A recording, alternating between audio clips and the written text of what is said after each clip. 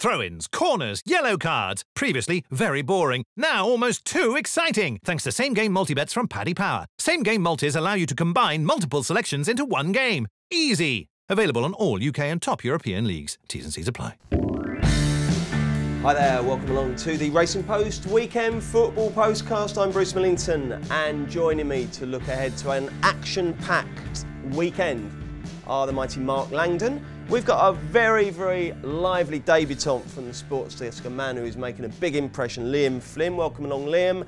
And we've also got from Paddy Power the brilliant Jason Murphy. Now then, before we get stuck into this weekend's fixtures, the 6 questions and everything else, let's remind you of Jason Murphy's absolutely magnificent tip last weekend. So the way I'd be playing this is I'd be looking at the draw at 21-10.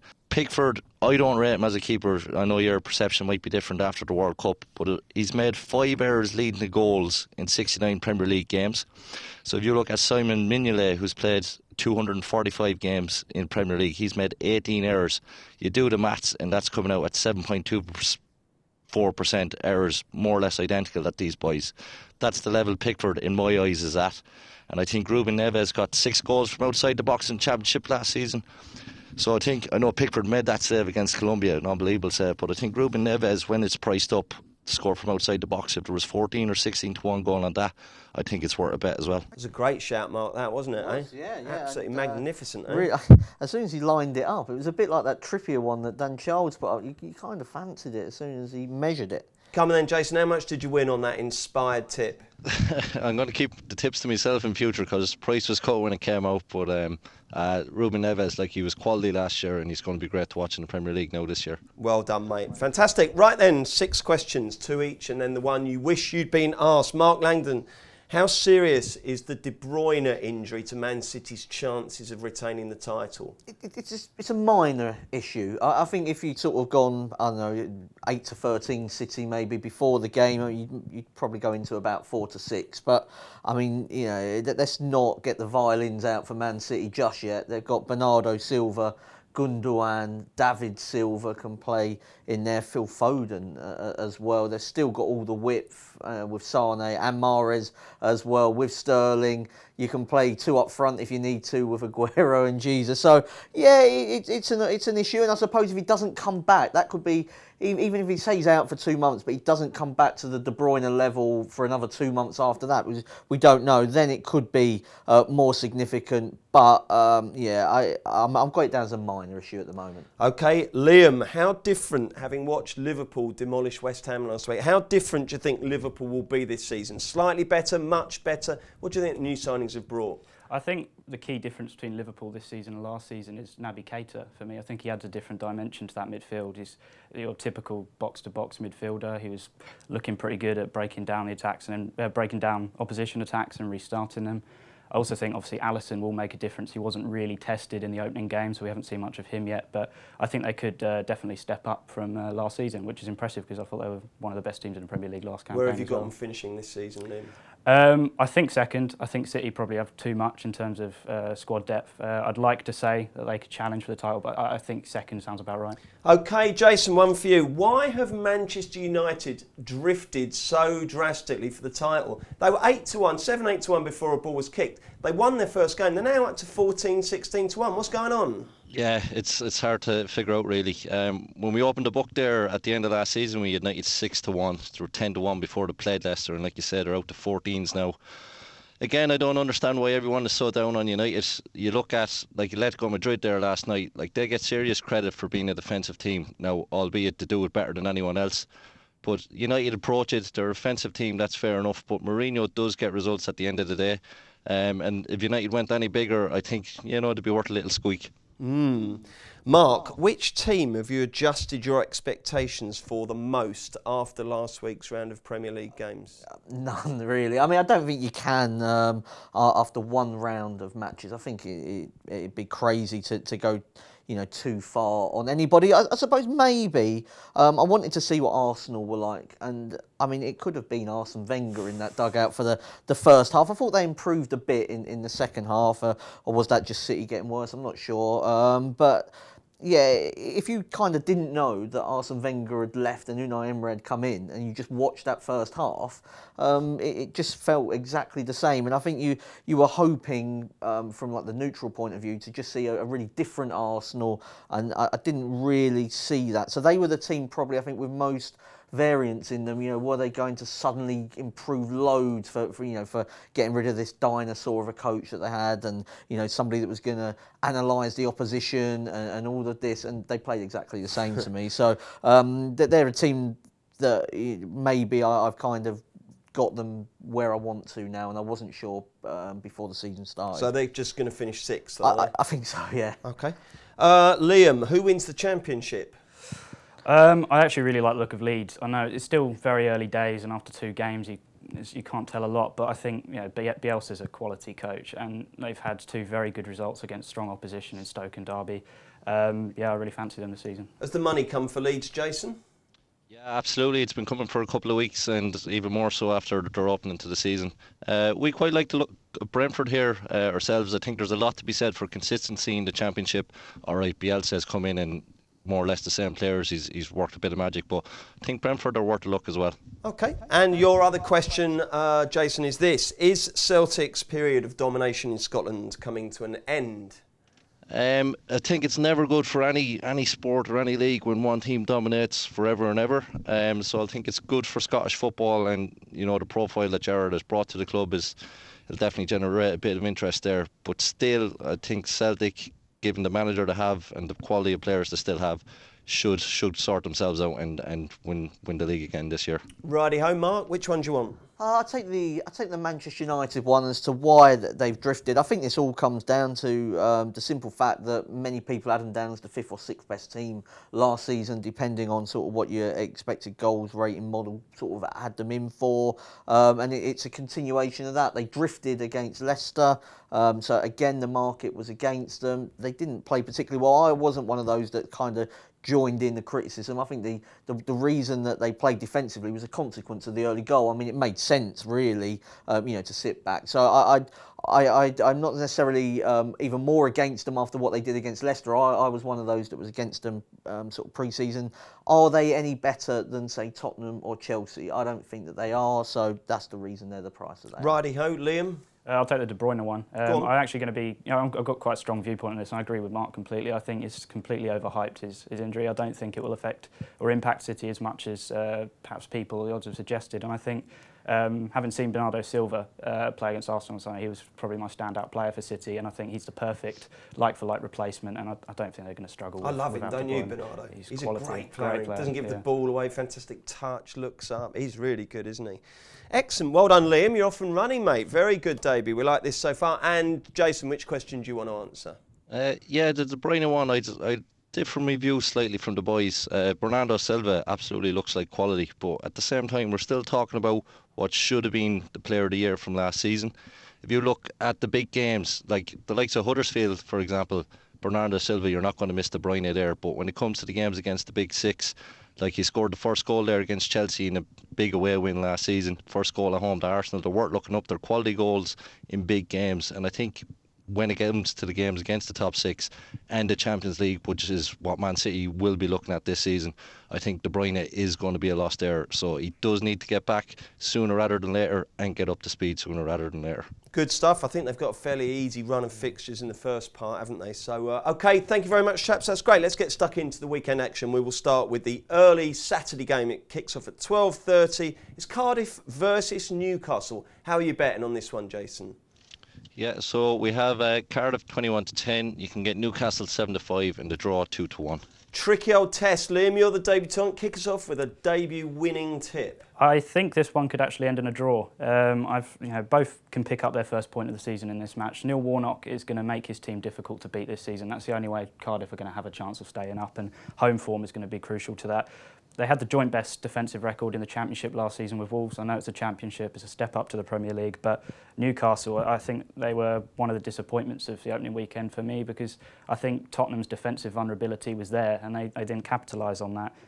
There's been a lack of investment, as we know, from Newcastle, and Cardiff lost just 3 games at home last term, so I think that home form could be important for them. Dirty old draw, eh? Who's your team, by the way, Liam? I can't remember. Arsenal. Arsenal, of course we've got Arsenal and Tottenham fan in the studio. Mark, how are you seeing this one? I'm going to agree with the Arsenal fan, actually. I think that this is going to be, it looks to be a low-scoring game. I was disappointed, really, with Cardiff's team selection at Bournemouth last week. I mean, that's not a game where you need to be too fearful. I think if you're Cardiff, you can have a go, and he didn't. Sol Bamba in midfield. He just had Bobby Reid up front on his own. I'm expecting a more ambitious kind of approach at home, but I'm just not sure they've got enough about them to break teams down really outside of set pieces, and Newcastle just seem to me to lack a little bit of quality in the final third. I like Kennedy on the left wing, I like Ritchie on the right wing. It's just that centre forward position, that key, that's where you pay your big money, isn't it, to get somebody in that can score goals. I'm not sure they've done that, and I think this is going to be low scoring, and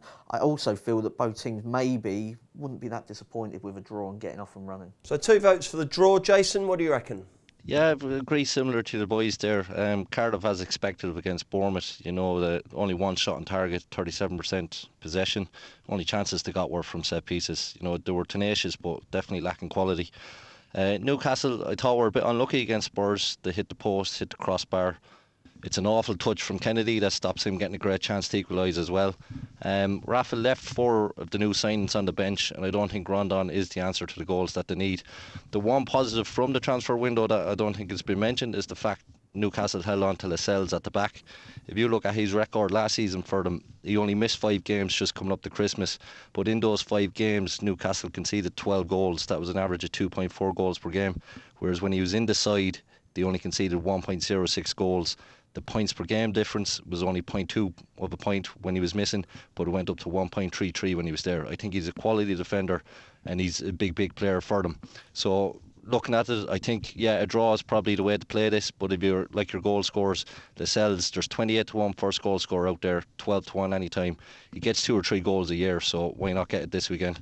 Lovely stuff. We're back with the rest of the Saturday action in just a mo. Throw-ins, corners, yellow cards. Previously very boring. Now almost too exciting. Thanks to same-game multi-bets from Paddy Power. Same-game multis allow you to combine multiple selections into one game. Easy. Available on all UK and top European leagues. T's and C's apply. OK, welcome back. Let's look at the 4 non-televised 3 p.m. Saturday games. I'll read the Paddy Power prices out and the boys will tell us who they fancy. We'll start with Everton versus Southampton. Everton 5-6, Southampton, Burlington Bertie 100-30, 23-10 the draw. Mark? Southampton or draw, double chance in this one. Southampton drew, of course, with Burnley last week, and that's their problem, trying to break teams down. When they can actually play the other way, they're not too bad in terms of sitting back. They only lost 3 of their 13 away matches to teams outside the top 6 last season. Liam? I've gone for over 2.5 goals in this one. I think Everton were probably involved in the game of the weekend against Wolves last weekend. Marco Silva's rejuvenated a pretty stagnant group of players. I was one of quite a few who was unsure of how Richarlison would perform, but had a great debut, not only with his goals, but just his general performance. And I also think when Southampton, obviously they drew their opening game 0-0, but I think against Burnley that's probably a pretty good result for them. And I like the look of Danny Ings coming on along with El Yunusi. I think they added a different sort of dimension again to Southampton's style of play, so I think there could be goals in this one. Jason? Yeah, for me, I'd be looking at backing Everton. They looked very good last weekend, considering they played with 10 men. Richarlison, there was talks that he didn't score with 28 games with his last 53 shots, but if you look at his second goal against Wolves, there's nothing wrong with his finishing. He was probably just on a bad run prior to that. Southampton struggle to score goals. I think Ings is a good signing if it's the Ings that was at Burnley before he goes to Liverpool. He got 11 goals in 35 games there. But I still think just this Everton squad with Marco Silva, I think they're a bet. You got them nailed on for 7th, Jason, Everton this season? After West Ham against Liverpool, although to be fair, it's hard to judge any team that goes up against Liverpool or Man City this season. They're going to make everyone look bad.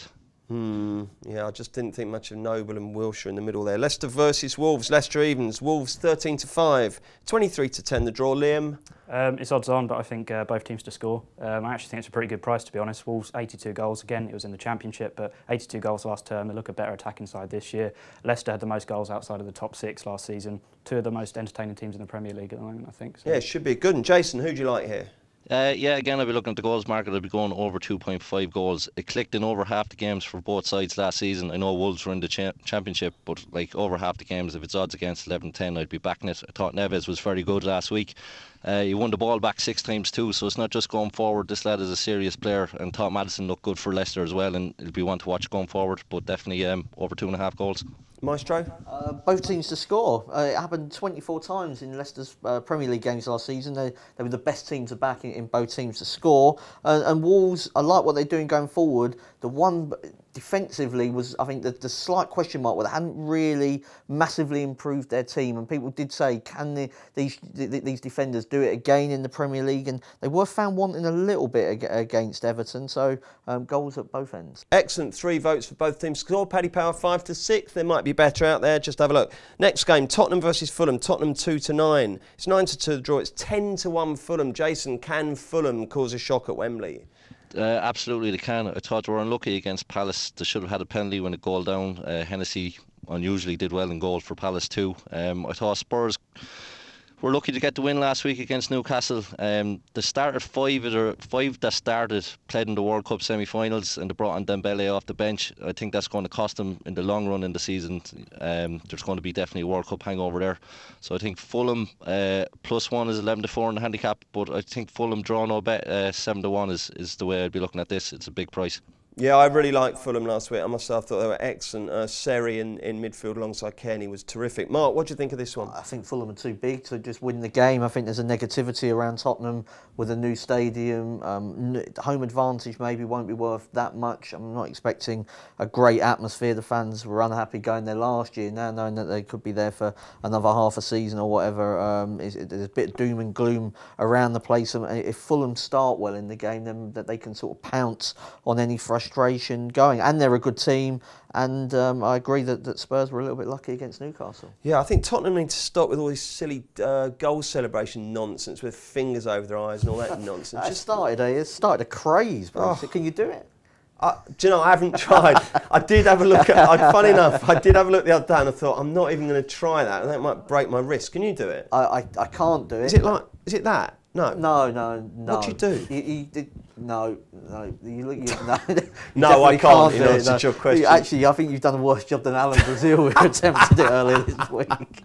That was pathetic. I'll go away and rehearse. Liam, what's going to happen here? I'm actually going to disagree. I think a Tottenham win and both teams to score. Tottenham allowed Newcastle 15 shots last time, so there were issues at the back, which is why I think both teams to score is a good bet. But I think that Fulham are going to take time to adjust to Premier League life. They've got a lot of new signings that they've got to gel together, especially at the back. I think Le Marchand has looked a little bit out of his depth last week.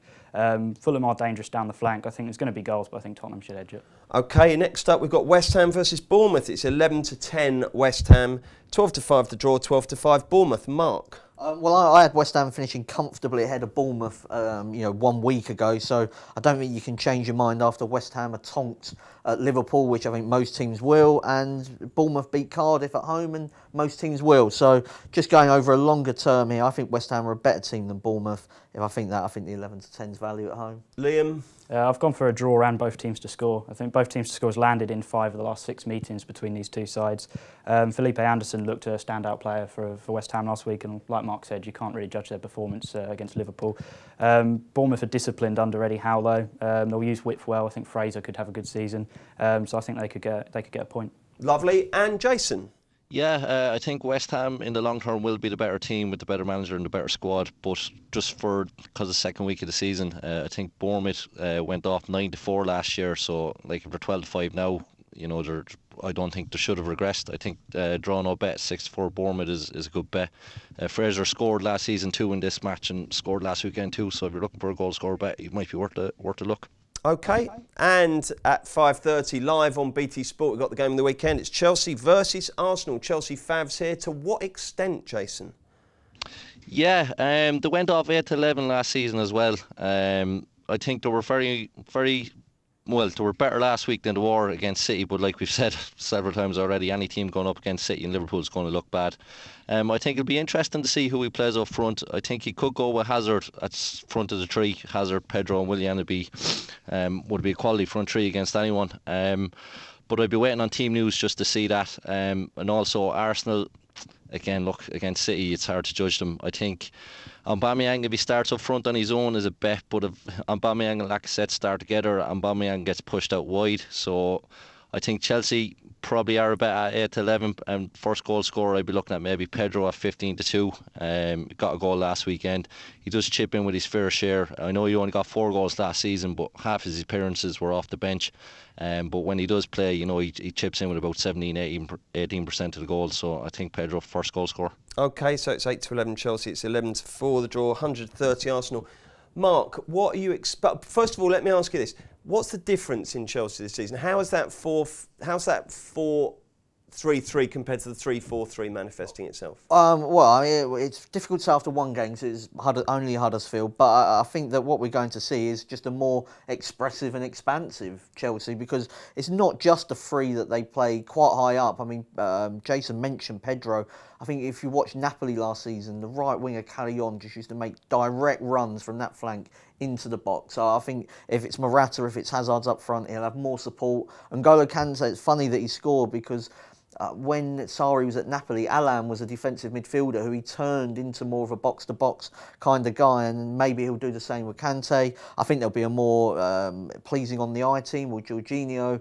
I do worry about them defensively though, because Alonso isn't really a left back, he is a wing back. Azpilicueta's fine as a right back, but he would concern me in these bigger games, having to defend a lot more. And also Luiz and Rudiger, I definitely think David Luiz is better in a 3. Rudiger, I'm still not totally sold on. So I think we'll see more goals in Chelsea matches this season, which is always good to see. And is Barkley going to be the guy there on the left of the 3? No, I would have thought it'd be Kovacic. Once Kovacic is up to speed, he's definitely better than Ross Barkley. I mean, I think Loftus-Cheek is better than Barkley as well, but he'd obviously been at the World Cup, so it was just by definition. I wonder if Danny Drinkwater will have to smoke the fags for Sarri, because I mean he chews on them butts. I just wonder if that could be his role for the team. But just in terms of this game, just what I was saying now, I think both teams to score is the bet, and I'm not sure the markets have quite caught up yet with just how many goals there are usually in Sarri matches. Now he hasn't got Chelsea quite how we'd want them yet, but I mean I think they're going to be pretty chaotic at times. Great to watch. Goals at both ends more often than not. BTTS. Liam Flynn, what do you like in this game? By no means am I an Emery out guy just yet. I think I'm impressed and excited about the long-term future for Arsenal, but at this stage I think it could be a Chelsea win and under 2.5 goals. I think that these changes at Arsenal, they're not going to happen overnight. There's still some defensive issues there. Big game mentality is a real concern. Just one win against the rest of the top 6 last season. And I don't think there'll be many goals in this one. I think Chelsea limited Huddersfield to just a single shot on target last week. They're very organised defensively, and I think Sarri's got that group settled quite quickly. And I think Emery really wants to start placing an emphasis on defence, because there's so much concern at Arsenal at the moment with that. And I think that he'll be looking to set up to play quite a conservative style. And four of the 5 meetings between these sides in all competitions ended level last season, so it's going to be a tight game, so under 2.5 goals and a Chelsea win. Lovely. Sunday, Monday and the Naps coming up. Throw-ins, corners, yellow cards. Previously very boring. Now almost too exciting. Thanks to same-game multi-bets from Paddy Power. Same-game multis allow you to combine multiple selections into one game. Easy. Available on all UK and top European leagues. T's and C's apply. Welcome back, Bruce Millington, Mark Langdon, Liam Flynn and Paddy Power's Jason Murphy. Looking ahead to 2 live games on Sunday. We'll start with 1:30, Man City versus Huddersfield. Just how sure are Man City here, Jason?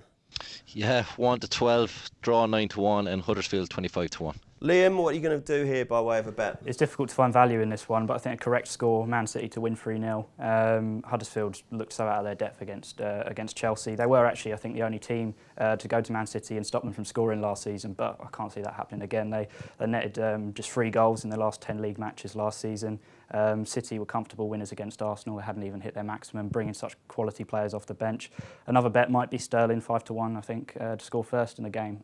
But yeah, it's like 6 City players odds on to score in this game. So difficult to find value. But yeah, 3-0 correct score is probably the one I'll go with. Jason, have you got an angle? No, same as the boys. Now, Man City actually went off really short. I think it was 1-14, 1-16. I'd never seen anything in the Premier League like it before last season at home to Huddersfield. Huddersfield, in fairness to them, they got a 0-0 draw, but it was towards the end of the season. But can't see anything other than the Man City route, so we're expecting goals. Therefore, look for value in the goal scorer markets. David Silva is priced up at 11-1 there with one firm. He didn't travel to London last week. They said he could have played if needs be, but they left him in Manchester to rest up. If he starts, definitely have a look at that. Otherwise, it'll be Bernardo Silva playing behind Aguero. There's value there in the each way, 11-2. Mendy as well got forward a fair bit. He's 40-1 first goal scorer, again each way, because you're in for over 3 goals in this game. But also when the assist markets are priced up, Mendy set up 2 last week. So have a look there. Anything that's bigger than 94 Mendy assist is probably worth a bet too. Good stuff. Mark? I had Bernardo Silva as well down. He scored against Bayern in the that friendly tournament that went on forever, involved about 25 teams. He scored in that. He played really well against Chelsea. Then he scored against Arsenal. I think he's going to sort of have a growing and bigger influence on this team with De Bruyne out, and also Huddersfield are going to defend deep and in huge numbers, and I think that you'll be looking for players on the edge of the box coming onto it, rather maybe than the favourite Aguero, you know, because it is just going to be a line, park the bus from David Wagner, and usually it's sort of shots from the edge of the area that could come in. So Bernardo Silva would be my one. OK, at 4 o'clock on Sky, we've got Brighton versus Manchester United. 4-1 Brighton, 5-2 the draw, 4-6 Man U. Liam, you go first. What's going to happen here? I think Brighton draw double chance in this one, actually. Only the top 6 and Everton had better home records in the Premier League than Brighton last term. I think they lost just 4 league games at the Amex in 2017-18 and had the worst away record in the division and had a pretty decent finish. I think that highlights how good they were at home. United have, like we said, drifted such big odds for the title. I think it's justified. There was real worry and lack of investment, I think, this summer. I don't rate their 2 new additions. I think they could be good long-term signings, but they're not going to get in the team ahead of any other players at the moment. And they failed to find the key centre-back on deadline day. And I think, you know, Leicester won the shot count last week against United. They looked far more exciting. And I think, yeah, Brighton draw a double chance in this one. The thing that would worry me, Jason, if I was a Man U fan, which I'm certainly not, is just how easy they were to attack. I just thought Leicester were just getting at their back foot with absolute regularity. The midfield wasn't doing it for me defensively, and yet they're meant to be a defensive team. I mean, what did you make of that performance, Jason, and what do you think the bet is here? Yeah, I thought, you know, Matic would make a big difference if you brought him back into any side. United lost to Leicester on expected goals, but you look at these metrics, like, you have to take the context of the match into consideration. United were a goal up after, you know, a couple of minutes, so they did kind of sit back and let Leicester come onto them too, which does change the game as well. I think Bailly and Lindelof only played 99 minutes together last season. Like, these were brought in for decent money, and supposedly 2 very good centre backs. I thought Bailly was very good last week. You know, these 2 boys, if they get a run together, could form quite a partnership too. Brighton were poor against Watford. Houghton thought they were ready to go, but they obviously weren't, and he called it out afterwards. They had 0 shots on target. They only scored 34 goals last season. I think United are short at 4-6, so therefore I'd be looking at Man United to win 0 at 6-4 to be a bet. United had the 2nd best defence in the league last year as well, only conceded 28 goals to Man City's 27. I think going forward, I thought Rashford was poor last week. I thought Sanchez looked a bit uninterested, but if Lukaku's ready to come back in, first goal scorer at 7-2, he is a bet. He scored against Brighton in the Cup as well last season too. Some bookies haven't reacted to Pogba possibly being on penalties going forward, so you might want to bet there too. But for me, Man United to win 0, Lukaku first goal scorer. Who'd you like, Lango? But I was looking maybe in the half-time market. Brighton were level in 12 of their 19 home matches last season, which maybe brings a sort of 11-10 into play. But they were 0-0 in 9 of those, and that's 6-4. United, I don't think, are going to push the issue. They're not going to, you know, they'll wait for their chances. And even at home to some of the big teams, Man City, Manchester United and Tottenham, Brighton were 0-0 at the break. I'm a bit worried about Brighton's attack and how many of the new boys he brings in, but they're pretty good defensively usually. It took an absolutely sensational goal last week, that Watford Pereira one, you know, the volley to sort of break them down. They're not great to watch, and I think United will have to sort of wait maybe to break the deadlock. OK, the non-televised Premier League game on Sunday takes place at 1:30. It's Burnley versus Watford. Paddy Power are betting 13-10 Burnley, 2-1 the draw, 23-10 Watford. We get a quick tip from the lads, Mark. No goal scorer. I mean, Burnley very good defensively, don't create a huge amount of chances, and Watford were really defensive away from home last season. Didn't score. Once Javi Gracia was in charge, I mean, their away goals record was terrible. So I'm not expecting a classic. Liam? All over Watford in this one. I think Burnley could have a bit of a European hangover from their game with Istanbul. Burnley only scored 16 home goals last season in the Premier League, which I think was the joint fewest in the league. And yeah, I think Pereira last week for Watford was sensational, and I think they can outscore Burnley. And Jason? Yeah, that's the angle I thought last week, travelling back from Turkey, that Burnley would have the Europa League hangover, but started very well against Southampton. Like in first half, they had 58% possession, the 12 attempts on goal. Watford were decent last week against Brighton. I couldn't back Burnley to win though, because we need to see how they get on in the Europa League on Thursday night. But for me then, at the moment, if you wanted a bet, then I'd be looking at Watford draw no bet at 5-4. Okay, and on Monday Night Football makes a welcome return. 8 o'clock, Selhurst Park, Palace versus Liverpool. Paddy Power bet 6-1 Palace, 7-2 the draw, and 2-5 Liverpool. Liam, what do you like here?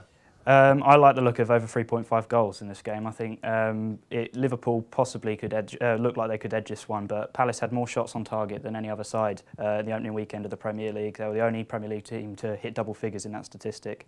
Liverpool, second highest goal scorers in the Premier League last season. We know how they play now. So I think, yeah, goals in that game. Okay, Jason? Yeah, for me, I think Selhurst Park is going to be a big factor in this. Liverpool very impressive against West Ham, but Palace at home to the top 6 last season, only lost 2-1 to Chelsea, drew 0-0 with Man City, missed a penalty to win it, lost 3-2 to Arsenal, only losing by the odd goal, and then they played Tottenham, United, Liverpool, back-to-back home games, and they lost all 3 matches by 1 goal, but they were all last 5-minute winners that the top 6 scored against them. So I think Palace do play well in Selhurst Park. It's a tough ground to come and get a result. So I think Palace draw no bet at 4-1 is a big price, especially with Zaha still there now. There's still some doubt about whether the ultras are going to take up residence in that corner though, because they all want to go behind the goal, and there's been a bit of a hoo-ha. Obviously, the people who've got season tickets behind the goal don't particularly fancy going back into that corner. So whether that atmosphere is going to be quite as hot as normal remains to be seen. I suspect they'll turn up. It's the worst place to sit in a football match, is behind the goal, low down. I don't understand why anyone would choose to sit there. I mean, other than maybe sometimes you can be really low on the front row, but when you've got the net in front of you, you just can't see anything. So I agree with you. Yeah. I agree. Hopefully they'll come back. I mean, come on, lads, come back and make some noise. Mark, who's going to win this? I think that Liverpool will just. I mean, there's no way I'd be backing them at 2-5 to do so. I mean, it's one of them games where it could be just one to savour. I was looking at Liverpool to win by 1 goal because, as Jason mentioned, Palace lost by exactly that margin against Manchester United, against Liverpool, Tottenham and Arsenal, and they beat Chelsea and drew with Manchester City, so they are good at Selhurst. I still think, though, that Liverpool, if they are to be the second best team in the Premier League, should still be able to get the victory, and that front three of Mane, Salah and Firmino with Naby Keita in the number 8 position is looking very special. I'm not sure Palace will be able to stop that. Let me just give you one quick stat on that, though. When Tompkins and Sakho have started in the Premier League together, they've started 16 times. Palace have won 11, drawn 5 and lost none. So that's quite interesting. It is. I mean, it's not often you play against that quality of front three, though. So. Let's get the naps. This will not be beaten. Liam Flynn. I'm going for Mansfield to win at home against Colchester. I think it's a really good price, about 5-4. I think they put out, Colchester put out a strong side in the League Cup against Cheltenham, lost on penalties this week. Mansfield have looked so good in the final third. Otis Khan and Tyler Walker, new signings, looking really sharp. So, yeah, I think Mansfield to win at home against Colchester. Mark? I'm going to go for Fiorentina away to Sampdoria. You have a look at the players that Fiorentina have bought in the summer. I really like Piacca and Saponara and Lafont, probably the best teenage goalkeeper around. And I thought you said Lafondra. No, I wouldn't want him in goal, that's for sure. And they've got Federico Chiesa, son of, and Giovanni Simeone, son of, as well. So they've got a really exciting front three. Obviously going to be a really difficult atmosphere, I think, after what happened in Genoa this week. But if you just concentrate on the football, I think Fiorentina are by far the better team. OK, I'm going to go for the resurgent Leeds on the double result at evens against Rotherham. Who are you going for, Jason? Yeah, hopefully you don't jinx them, but for reasons outlined earlier, I think Brighton will struggle to score this weekend, and I think United are going to win. So United to win to 0 at 6-4 would be the nap. Fantastic stuff. Thank you very much, guys. Well done. Nice debut there, Liam. You can come back. We're back next Thursday with another Racing Post Weekend Football Postcast. Don't forget, if you do enjoy these, please do rate, review and subscribe on iTunes. SoundCloud, or wherever else you're listening to us. Back next week. Until then, goodbye. Throw-ins, corners, yellow cards. Previously very boring. Now almost too exciting. Thanks to same-game multi-bets from Paddy Power. Same-game multis allow you to combine multiple selections into one game. Easy. Available on all UK and top European leagues. T's and C's apply.